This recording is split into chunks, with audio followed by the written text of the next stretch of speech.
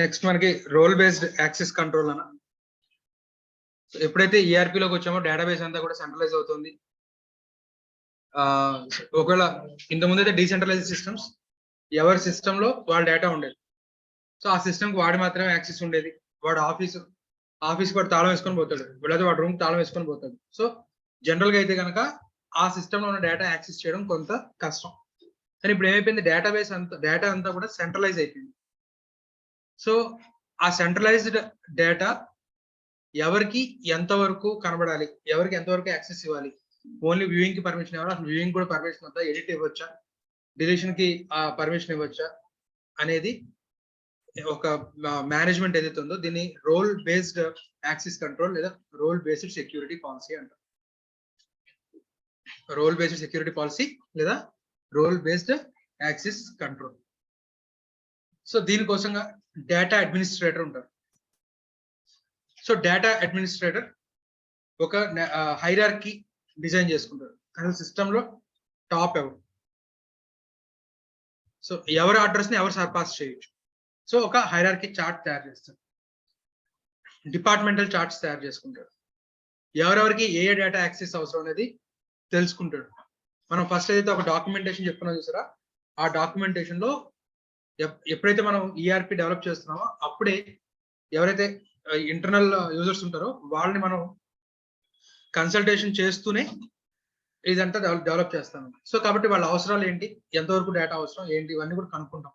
దాని ప్రకారంగా hierarchy chart ప్రకారంగా రోల్స్ లెవెల్స్ క్రియేట్ చేసుకొని వాళ్ళకి ఆ యాక్సెస్ వచ్చేలాగా చూస్తాం. సో రోల్ అంటే వాడు చేసే పని ఏంటి, జాబ్, లేదా వాడి లెవెల్ ఏంటి, మేనేజరా, డైరెక్టరా, క్లర్కా, ఆఫీసరా.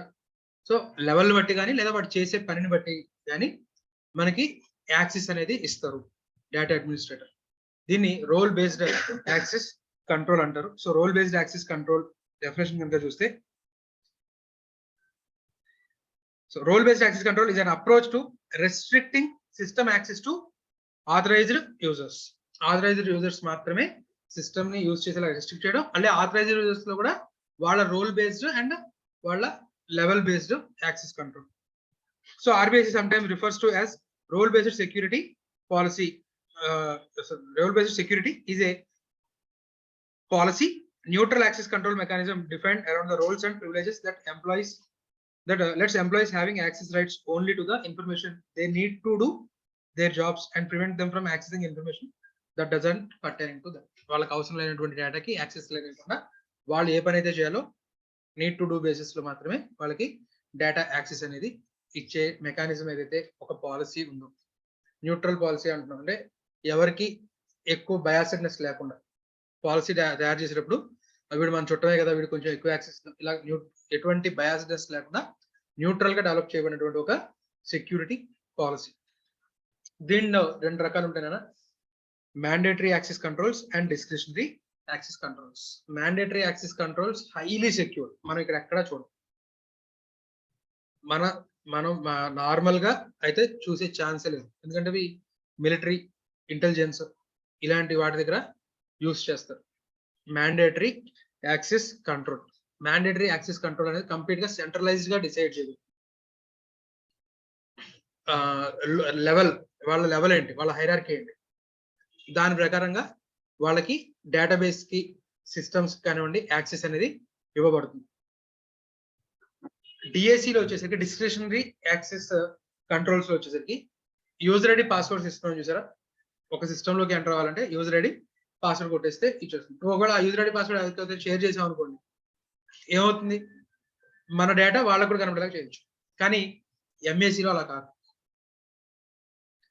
వాళ్ళ అంటే ఎప్పుడైతే అంటే నథింగ్ బట్ బయోమెట్రిక్స్ కానివ్వండి, ఐరిస్ కానివ్వండి, రైట్, ఇలాంటివి అంటే వాళ్ళకి మాత్రమే యాక్సెస్. అది చేంజ్ చేయాలి అంటే డేటాబేస్ అడ్మినిస్ట్రేటర్ సెంట్రలైజ్ గా ఎవరైతే ఉన్నారో వాళ్ళు చేంజ్ చేయాలి. సో ఒక మిలిటరీ జనరల్ కొత్తగా ఒకళ్ళు వచ్చారు, సో పాత అనుకున్న యాక్సెసెస్ అన్ని కూడా దీనికి ఆటోమేటిక్ గా రావు. యూజర్ ఐడి పాస్వర్డ్స్ అని ఒక డైరీలో రాసి చేసి మీరు లాగిన్ అయిపోయి చేసేయండి కాదు. ఎంటైర్ ప్రోటోకాల్ ఫాలో అయ్యి పాత అయిన మొత్తం బయోమెట్రిక్స్ అవన్నీ డిలీట్ చేసేసి ఈయన మళ్ళీ మొత్తం అంతా కూడా ఎంటర్ చేయడానికి పర్మిషన్ లెటర్స్ అవన్నీ తీసుకోవాలి. అప్పుడు ఈయనకి అన్ని కూడా ఇస్తారు. సో ఈయన మళ్ళీ షేర్ చేయడానికి ఉండదు. సో హైలీ సెక్యూర్ కానీ చాలా కాస్ట్లీ. ఏ చిన్న చేంజ్ చేయాలన్నా కూడా చాలా పెద్ద ప్రోటోకాల్ ఫాలో అవ్వాలి. సో అదేంటంటే mandatory access control, discretionary access control. ఇక్కడ యూజర్ ఎవరైతే ఉన్నారో యూజర్ అవసరం అనుకుంటే రెస్ట్రిక్ట్ చేయొచ్చు, లేకపోతే యాక్సెస్ ఇచ్చేయచ్చు. అది యూజర్ చేతిలో ఉంది. మ్యాండేటరీలో కంట్రోల్లో ఎవరి ద్వారా రెస్ట్రిక్ట్ చేయబడుతుంది? సెంట్రలైజ్ గా రెస్ట్రిక్ట్ చేయబడుతుంది. డిస్క్రిషనరీలో user can decide whether to share data ownership or not. Simple గా యూజర్ ఐడి, పాస్వర్డ్స్ వీటి ద్వారా ఉంటుంది. సో కొంత ఎంఎస్సితో పోల్చుకుంటే సెక్యూరిటీ తక్కువ, కాస్ట్ తక్కువ, ఇంప్లిమెంటేషన్ కొంచెం ఈజీగా ఉంటుంది.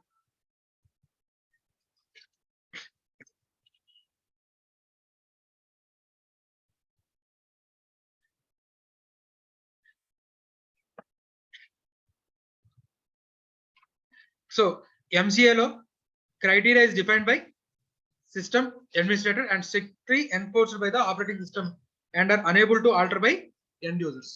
యూజర్ ఎవరైతే ఉన్నారో అంటే ఇప్పుడు వెళ్ళిపోతున్నటువంటి ఒక జనరల్ కొత్త ఆయన డీటెయిల్స్ ఆయన ఎంటర్ చేయడానికి లేదు. మళ్ళీ సెంట్రలైజ్డ్ ఎవరైతే మేనేజ్ చేస్తారో వాళ్ళు మాత్రం చేయగలరు. అండ్ ఇవి స్ట్రిక్ట్ గా మనకి ఇంప్లిమెంట్ చేయబడతాయి. అదే డిఎస్సి చూడండి, DSC involves physical are digital measures and is less restrictive than that of other access control systems. Individuals ఎవరైతే ఉన్నారో వాళ్ళ complete control over the resources అనేది ఉంటుంది. అంటే షేర్ చేయాలనేది ఎవరి చేతిలో ఉంది? ఇండివిజువల్స్, అంటే నథింగ్ బట్ యూజర్స్ చేతిలో ఉండింది. కానీ ఎంఎస్సిలో వచ్చేసరికి ఎవరి చేతిలో ఉందన్నా? System administrator.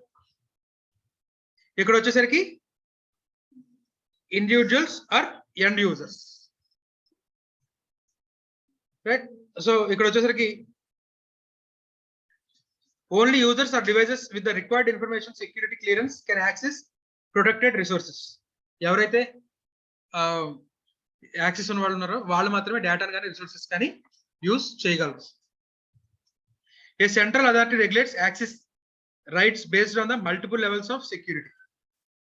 Multiple levels of central authority ఎవరు మల్టిపుల్ లెవెల్స్ ఆఫ్ సెక్యూరిటీ, ఒక లెవెల్ కాదు, మల్టిపుల్ లెవెల్స్ ఆఫ్ సెక్యూరిటీ అనేది క్రియేట్ చేస్తారు. Organizations with varying levels of data classification like government and military institutions typical users MSC. మొత్తం end users అన్నిటిని కూడా end users ని define చేసి వాళ్ళకి ఈ ఎంఎస్సి కంట్రోల్స్ అనేవి అసైన్ చేస్తారు. జనరల్ గా గవర్నమెంట్ లెవెల్స్ లో, అలాగే మిలిటరీ లెవెల్స్ లో, ఇంటెలిజెన్స్ లెవెల్స్ లో జరుగుతూ ఉంటుంది. రైట్? ఇది ఇంప్లిమెంటేషన్ కష్టం, కాస్ట్ ఎక్కువ. డిఎస్సి వచ్చేసరికి ఇంప్లిమెంటేషన్ ఈజీ, కాస్ట్ తక్కువ, మనకి రెస్ట్రిక్షన్స్ కూడా ఎంఎస్సితో పోల్చుకుంటే తక్కువ ఉంటాయి. అలాగే అక్కడ సెంట్రలైజ్డ్ మనకి సిస్టమ్ అడ్మినిస్ట్రేటర్ డిసైడ్ చేస్తున్నాడు, ఇక్కడ end user can decide. The owner of the protected system or resource sets policy defining who can access it. ఎవరైతే ఓనర్ ఆఫ్ ద సిస్టమ్ ఉన్నాడో వాడు ఎవరికి యాక్సెస్ ఇవ్వాలనేది వాడు డిసైడ్ చేస్తాడు. ఇక్కడ సెంట్రలైజ్డ్ గా ఒకటి కూర్చొని మేనేజ్ చేసేది. ఎవరైతే ఓనర్ ఉన్నాడో వాడు ఏం చేయొచ్చు? షేరింగ్ అనేది ఇచ్చుకోవచ్చు. సో ఇది మనకి ఆర్బిఏసి. సో ఈ ఆర్బిఏసిలో టైప్స్ ఆఫ్ యాక్సెస్ ఇస్తున్నావు కదా. సో యాక్సెస్ లో టైప్స్ ఆఫ్ యాక్సెస్ ఏంటి అంటే క్రియేట్, ఒక ఫైల్ క్రియేట్ చేయడం, లేదా దానిలో ఎంట్రీ చేయడం, మళ్ళీ డిలీట్ చేయడం. సో ఫర్ ఎగ్జాంపుల్ మీరు గ్రాసరీ స్టోర్స్కి వెళ్ళారనుకోండి, కార్ట్ లో ఐటమ్స్ అన్నిటిని స్కాన్ చేసుకుంటూ వెళ్తున్నాడు. నీకు సడన్ గా ఈ పర్టికులర్ ఐటమ్ వద్దు అనుకుంటున్నాడు, వాడు ఐటమ్ డిలీట్ చేయలేడు. పక్కన ఉన్న మేనేజర్ని పిలుస్తాడు, ఆయన వచ్చి అడ్మినిస్ట్రేటివ్ పాస్వర్డ్ ఎంటర్ చేసి డిలీట్ చేయగలరు. అంటే అక్కడ ఎవరైతే బిల్లింగ్ కౌంటర్ లో ఉన్న వాళ్ళకి ఓన్లీ ఏం పర్మిషన్ ఉంది? క్రియేట్, ఎంటరింగ్ కి మాత్రమే ఉండింది. ఆల్టర్ చేయడానికి పర్మిషన్ లేదు. ఆల్టర్ చేయాలంటే కొంచెం పై లెవెల్స్ వెళ్ళాల్సి వచ్చింది. సో క్రియేట్ ఒకటి, ఆల్టర్, వ్యూ, ప్రింట్. కొంతమందికి క్రియేట్, ఆల్టర్ ఏమీ ఉండదు, వాళ్ళు ఓన్లీ ఏం చేయగలరు? వ్యూ చేయగలరు. లైక్ బ్యాంక్ లో ఫ్రంట్ కస్టమర్ సర్వీస్ కియోస్క్ ఉంది. సో అతని దగ్గర ఉండే సిస్టమ్ లో మహా అయితే నీకు బ్యాలెన్స్ చెప్పగలడు, లాస్ట్ 5 ట్రాన్సాక్షన్స్ ఏమన్నా చెప్పగలడు, రైట్? ఇలాంటివి చేయగలడు తప్ప వాడు ఎంట్రీ ఏమి వేయడు. నువ్వు ఎంట్రీస్ వేయించుకోవాలంటే ఆఫీసర్ దగ్గరకు క్యాష్ కౌంటర్ కు వెళ్ళాల్సి ఉంటుంది. సో ఓన్లీ వ్యూయింగ్ అనేది పర్మిషన్ ఉంటుంది. కొంతమందికి ప్రింటింగ్, సో ఇప్పుడు ఆ కస్టమర్కి చేసుకే పాస్బుక్ అప్డేట్ చేయమంటే వాడు ఆ ప్రింటర్ లో పెట్టి ప్రింట్ చేసి ఇస్తాడు. సో అక్కడ వాడికి ప్రింటింగ్ అనేది ఉంటుంది. సో అలాగా create, alter, view, print. Deletion అనేది చాలా రేర్ గా ఎవరికో కానీ ఎవరు, అండ్ ఆ డిలీట్ చేసినటువంటి లాగ్ కూడా మెయింటైన్ అవ్వాలి. ఎందుకంటే మనకి ఈడిపి ఆడిట్ లో చదువుతాం, సిస్టమ్ లోకి ఎంట్రీ అయినా ఏదైతే ఎంట్రీ ఉంటుందో అది తప్పైంది, నువ్వు కానీ మాడిఫై చేయి, అసలు దాన్ని ట్రేసే లేకుండా డిలీట్ చేస్తాను అనేది ఒక ఫీచర్ గా ఏదైనా సాఫ్ట్వేర్ లో ఉందంటే ఆ సాఫ్ట్వేర్ నువ్వు రికమెండ్ చేయకూడదు. ఆడిటర్ వచ్చే ముందు ఆ ఎంట్రీస్ అనేది డిలీట్ చేసేస్తే, సో లేదా ఒక గవర్నమెంట్ ట్రేడింగ్ జరిగే ముందు ఆ ఎంట్రీస్ అనేది డిలీట్ చేయగలిగితే, సో వన్స్ అదే నువ్వు జనరల్ గా చూడండి వౌచర్ బుక్స్ మన ఏంటి బౌండింగ్ చేసి ఉంటాయి, లెడ్జర్స్ ఇవన్నీ ఏం చేసి బైండింగ్ చేసి ఉంటాయి. నువ్వు పర్టికులర్ గా ఏదైనా ఒక ఎంట్రీ లేదా ఒక ఫ్రాడ్ ఏదైనా దాచేద్దామని ఆ పేజ్ చించేస్తే తెలుస్తుందో తెలీదా? ఎందుకంటే అవన్నీ ఏం చేయబడ్డాయి, సీరియల్ గా నెంబర్ చేయబడి ఉన్నాయి. అండ్ పీరియాడికల్ గా పైవాడు ఏం చేస్తాడు, మధ్య మధ్యలో కొన్ని వౌచర్స్ ఏమైనా వదిలేసాడా లేదా, ఒకవేళ అలా యాక్సిడెంటల్ గా వదిలేసిన వౌచర్స్ ఏం చేసేస్తూ ఉంటారు, క్యాన్సిల్ చేసేస్తూ ఉంటారు. రైట్, అలాగా సిస్టమ్ లో నీకు అలా బైండింగ్ అనే ఆప్షన్ లేదు కదా, ఏ రోజు ఎంట్రీ ఆ రోజు చేస్తావు. వేసిన ఎంట్రీ నీ కంప్లీట్ గా ట్రేస్ లేకుండా డిలీట్ చేయగలిగారు అనుకోండి, అసలు ఆ సాఫ్ట్వేర్ ని మనం రికమెండ్ చేయకూడదు. అలాంటి సాఫ్ట్వేర్ వాడుతున్నారని చెప్పి మనం క్వాలిఫికేషన్ రిపోర్ట్ రాస్తాం. సో అలాంటి డిలీషన్ అనే ఆప్షన్ చాలా రేర్ గా ఇస్తారు. సో కాబట్టి ఇక్కడ మీకు చూడండి డిలీట్ లేదు, క్రియేట్, ఆల్టర్, వ్యూ, ప్రింట్, ఇవి మాత్రమే మనకి యాక్సెస్ లో ఉంటారన్న. ఈ టైప్స్ ఆఫ్ యాక్సెస్ మనం ఇవ్వచ్చు. కింద ఒక కేస్ స్టడీ ఇచ్చారు, ఒక కంపెనీలో ఉన్నటువంటి డిఫరెంట్ లెవెల్స్ వాళ్ళకి ఎలాంటి యాక్సెస్ ఇస్తాము, ఎలాంటివి యాక్సెస్ ఇవ్వద్దు, ఎలో డిజలో ఏంటంటే జస్ట్ ఒక సింపుల్ కేస్ స్టడీ చదవండి. Okay right.